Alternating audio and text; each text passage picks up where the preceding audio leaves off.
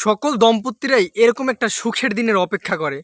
দীর্ঘ অনেক বছর সাধনার পর তারা আজকে টেস্ট করে দেখে যে সে এখন প্রেগনেন্ট হয়েছে। এইদিকে তার স্বামী গাড়ি নিয়ে বাসায় আসতেছে। সে কাজে গিয়েছিল। তার মনটা খুবই খারাপ। অফিসের প্রেশার।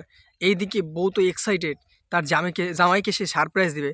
সে কাঠিটা দেখে আর খুশিতে মিসকি, মিসকি হাসি দেয়। এবার সে তো কত খুশি যে তার জামাইকে বললে তার জামাই না কত খুশি হয়।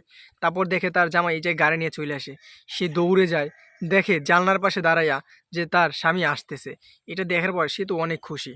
সে যখনই দেখে যে জানলা দিয়া তার জামাই আসতেছে, সে তখন দৌড়ে দরজার কাছে চইলা যায় যে তার জামাই নক করার আগেই সে দরজাটা খুলবে। যখনই দরজাটা খুলা সে এখন স্বামীর সামনে দাঁড়ায়। স্বামী তো অফিসের চিন্তা মাথায়, বসে হয়তো বকাবকি করছে, মন খারাপ।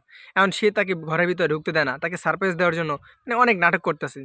একটা সময় সে যখন জামাইয়ের সামনে অনেক অভিনয় করতে আসে, জামাইকে একের পর এক বুঝাইতেছে, সারপ্রাইজ দিতে চায়, জামাই বিরক্ত হয়ে তাকে একটা চড় দেয়।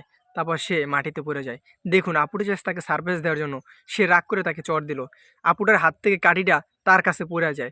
যখনই পড়ে যায় তখন সে দেখে যে কাঠিতে ২ দাগ আছে। তার মানে সে এখন প্রেগনেন্ট।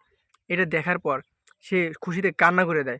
তারপর বউকে যেয়ে জড়ায় ধরে বলতেছে, "তুমি এইরকম সারপ্রাইজ দাও আমাকে আগে বলবা না? আমি বুঝি নাই, আমাকে মাফ করে দাও।"